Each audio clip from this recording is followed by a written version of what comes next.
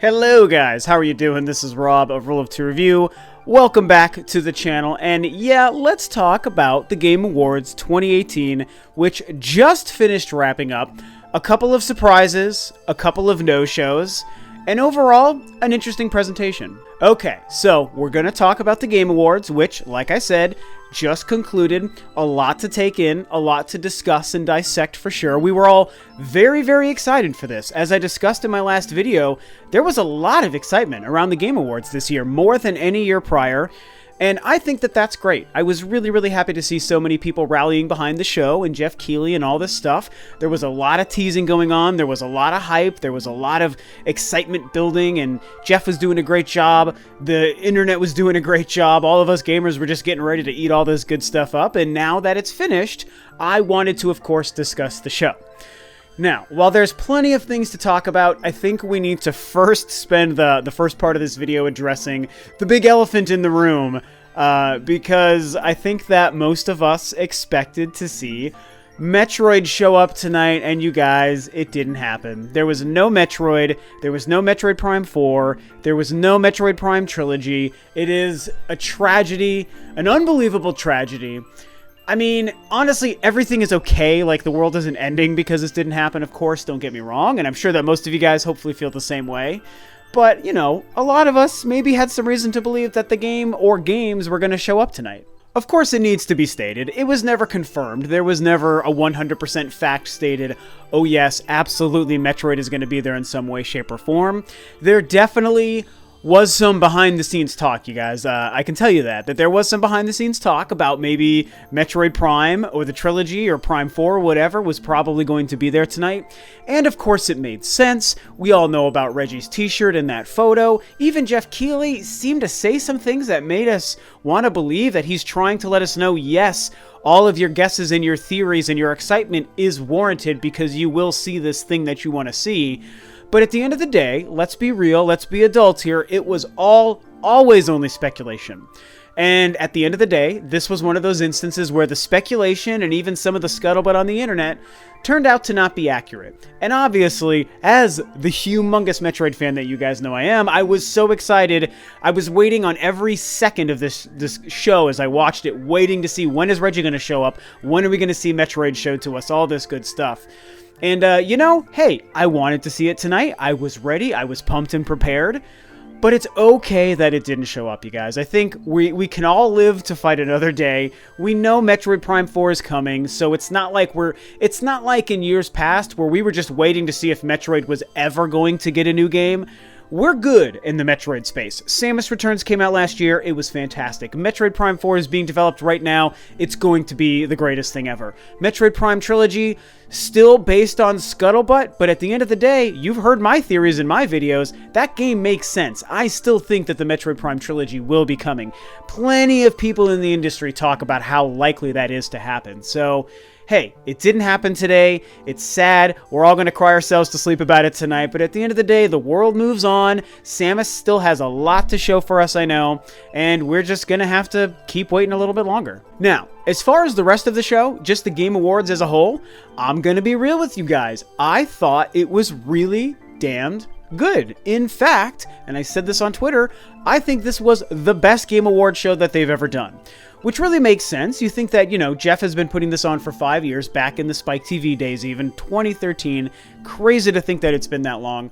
And, you know, it really was a goofy, silly, awkward thing. And there were so many reasons to not take it seriously, and so many reasons to not enjoy it or see it as something viable. And while I still think, you know, I said this in my last video, I still think we're kind of getting to that point. There is no doubt that every year, with the exception of VGX, it did get slightly better, slightly more serious, slightly a little bit more real and valuable. And I think this year was easily the best. And so my overall impression walking away from it, before getting into the goods and the bads and the nitpicks or whatever, is I really thought it was great and I had a blast. Even with the disappointment of no Metroid tonight, I still thought it was overall a pretty great show. I've got to give it to Jeff and that whole crew, man. They really put on a good production. It was a tight production. It's still a long show because I believe it's like 3 hours, and that still does feel pretty long, to be fair. But I feel like the pacing, the moving from segment to segment, removing some of the awkward things with people talking about, oh, you can download this Dorito chip code or whatever online. You know, the weird things that they would try to do and sell you between segments. They still had that in this show, but the delivery and the way it was brought up by the people talking about their game as Jeff interviewed them felt way more organic and natural, and they weren't splashing the screen with so many logos about download code here, free promo this, do this on Steam tomorrow that, or whatever. I mean, it was handled so much more eloquently than it has in previous years, and I really appreciate that. There was like no awkward moments almost, and it moved really, really quick. I just super enjoyed it. And, you know, I also have to say, a lot of great trailers, a lot of great new games talked about tonight. I mean, I really should have put a list together and I didn't, but there were plenty of trailers for games that I thought were great. Whether they were trailers for games we already knew about, like Rage 2 or Anthem, stuff like that, or brand new trailers, it just really was pretty sweet.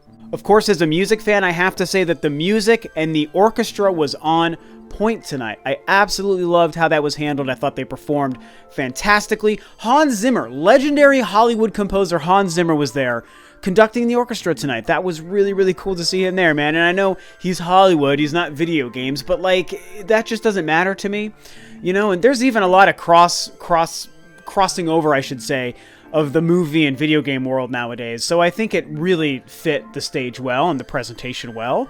And I loved the orchestra. I loved that they had like a rock element to it as well, because there was a couple guitarists, there was a drum set drummer. I mean, it was really amazing. They performed all these great songs from all these different games. I just thought it was absolutely fantastic. I have to say, they played a medley for all of the Game of the Year nominees right at the end, and it was superb. They killed it. They sounded so good, and it's obviously the musician in me that's really excited about this part, but I just really appreciated previous years. The way they've handled music numbers really hasn't gone so well, and this year, it was perfect. Flawless. Loved everything they did. Even the Devil Trigger performance from Devil May Cry 5, I like that. Of course, it was like a rock sort of metal kind of wannabe fusion dance thing, and so I liked that just because there was like a little bit of edge to it and energy, and I just really loved how the music side of the show was handled tonight. Now, of course, we have to talk about the awards themselves, which takes us from the good to something that I think was both good and not so good before we get into the thing that I think was actually kind of nuts. Really not good. But as far as the awards, I think that in a lot of ways, they were handled also better than previous years, just like many things of the show, because there was something about whenever award was actually being handed out and, you know, somebody or a couple of people were actually coming out to share the nominees and give the winner and have them come up and do their speech and everything. There was something about the way they did it tonight, even though it was similar to previous years, it just felt better, you know, it just felt smoother, it felt more like a real awards show and a real presentation. There was just like this weird invisible touch of class to how that part was done, and I loved it. From the speeches that everyone gave, to the way the presenters presented the awards, gave the nominees, and just the whole thing, the production of it all, it just felt right. And in previous years, even though they tried to make it seem like the Oscars and other award shows, there was still something about it kind of holding it back, and I can't really put my finger on it. But all I can say is this year it didn't feel that way, and I just really appreciated that. It was definitely a lot of fun. Something else they did that was a little bit better than previous years, which I do appreciate, but still is kind of a problem, is the awards that they moved quickly over. There was plenty of awards for, like, you know, Best New Indie Game and all these other weird little sound categories and things like that. Where Jeff would basically have 3 or 4 categories where he would just read to the camera in a matter of just a couple of minutes, here's a new category, here are the 5 nominees, and the winner was these guys. And then here's the next category, and the 5 nominees, and the winner was that guy. And here's the next one. And he would just do that, and they would move through them really quickly. Now, the big complaint over prior years has been the fact that they've done a lot of off-screen awards presentations where they just won off the break and you didn't get to see anything about them referenced on the show or by Jeff at all. And that was definitely a problem. And this year, they took a step in the right direction by at least bringing them on screen by having Jeff talk about the categories, the nominees, and announcing the winner. So it was a good step in the right direction for sure. And I do absolutely appreciate that. I think they gotta move a little bit more in the other direction, though. I feel like they should treat most categories like they matter. I like seeing games and people who work on games win awards, come up to the stage, talk about, you know, even though it's awkward to give a speech, obviously, and people in this industry aren't as used to doing it as they are in the movie world, I still like seeing people come up and talk about, I worked on this game for so long, I put such passion into it, I represent a small part of a big team, there's so many people back in California, back in Norway, back in Japan, back in Virginia, wherever they're from, working on this game and other games for you. And these people who make games, like, they deserve their recognition, man. Like, we all love this hobby. We should be appreciating and respecting the people that create these games, because it's got to be an insane amount of work. And so I would be willing to sacrifice a lot of the other stuff that they fill in between the awards to see some of these smaller awards get their airtime.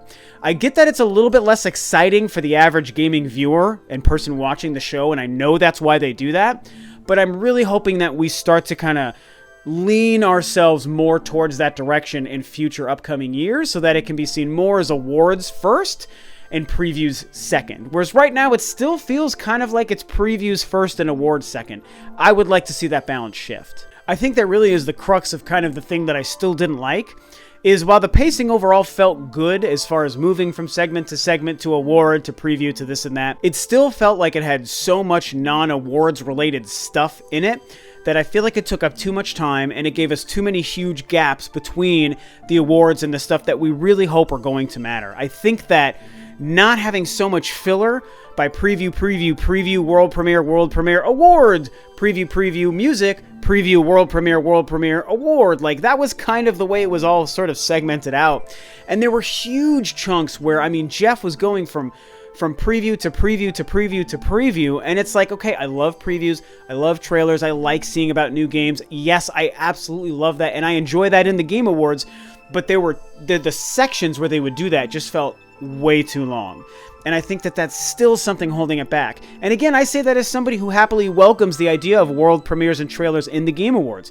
I think that is one of the best things that the gaming industry can do to separate its award show from the rest of the pack, because the gaming industry is different than the music and the movie and the Broadway industries. And so I like allowing these things to be there, but it was very heavy-handed with that stuff this year. I mean, every year, but also this year for sure. And I wanted to see them strike a better balance, and they truly didn't do that. And like I was just saying a couple minutes ago, I think it's exemplified by the fact that Jeff would give so many quick rundowns of categories that didn't give their proper time.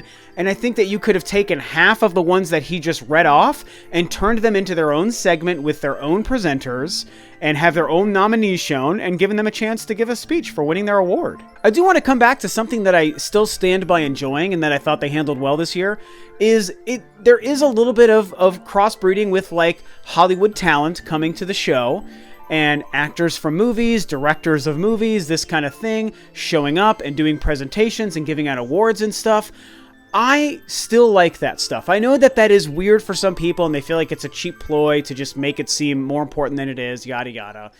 And it's like, I don't know. I guess I think I see the logic behind it, but for me, it doesn't feel like a problem. And I thought that it was handled really well this year. I don't think there's anything wrong with getting celebrities from a variety of industries as a part of your show. I think that that's totally cool, you know? I enjoy seeing some really big actors, seeing the Russo brothers, seeing Christoph Waltz come and be on stage to present something. It, like, even though they're not in the gaming industry, it feels more, I don't know, I don't want to say legit, but it just feels more engaging. You know, it is lending that small bit of credibility to it that, while it could have earned that credibility without Hollywood talent, I think that it still just aids it.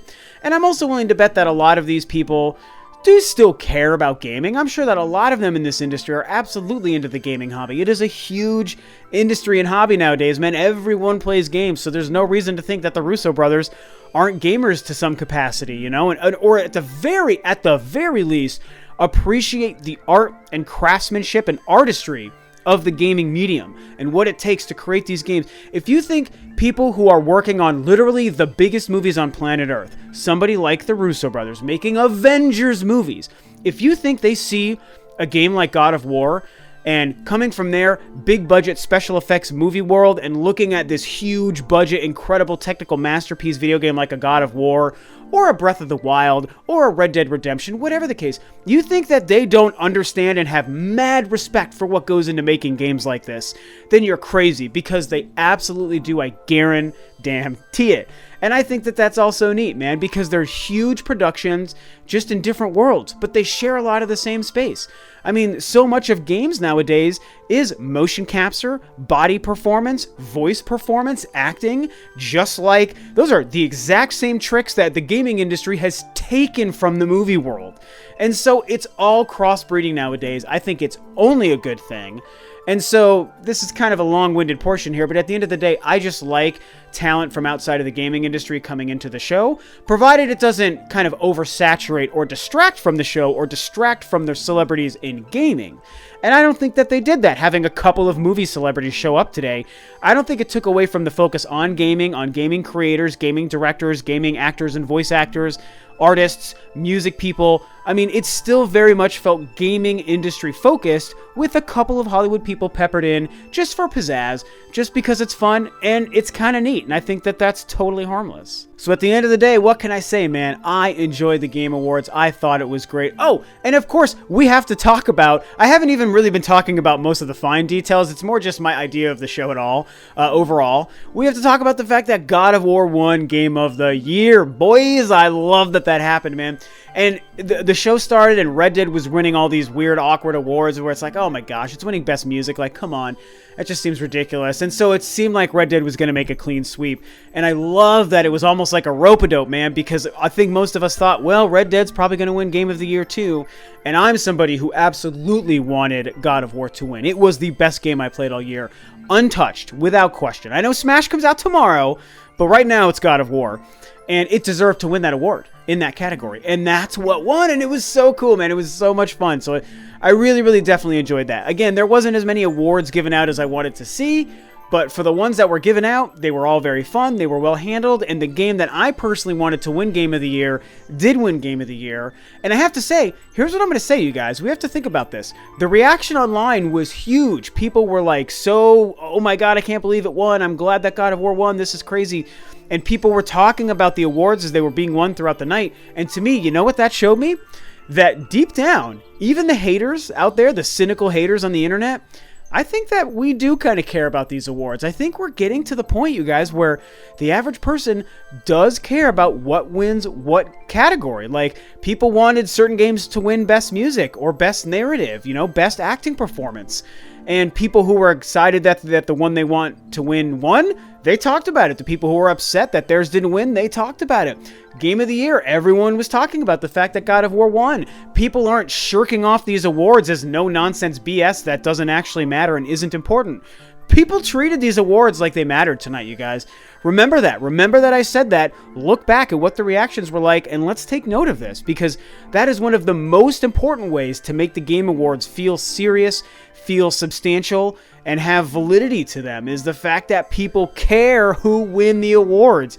And that absolutely was the case tonight. Even if maybe you're somebody who didn't, doesn't matter, because most people did. People's reactions online showed us that they cared. And that matters, man. That says a lot. And so, congrats to Jeff and to that whole team that puts the show on. I thought it was a great show this year. Yeah, we're all crying about Metroid. It is sad. We're going to have to keep waiting for Prime 4. Keep our fingers crossed for the Prime trilogy. It is what it is, but hey, man, if you look at the Game Awards show for just what it was great. Reggie showed a Persona character for Smash Brothers. I don't play Persona. I don't know this Joker guy. I thought it was a Batman thing because I heard Joker mentioned. I was like, oh, is this a Batman game for Switch? Like, what is this? And then I saw online, people are like, oh, Persona and Smash. I was like, oh, it's a Persona character. Like, cool. Hey, that's fine. I'm totally excited about that. So I thought it was a really good show. I had fun. What did you guys think? Did you enjoy the show? Did you not? Do you feel the Game Awards are trending in the right direction, or are you totally cynical and you think that it's just no bueno? How do you feel about Metroid? We're all heartbroken, I know. Whatever you feel, talk about it below. And that is going to be it from me. Thanks, of course, as always, for tuning in, guys. This is Rob of Ro2R Review, and I'll catch you next time on another video.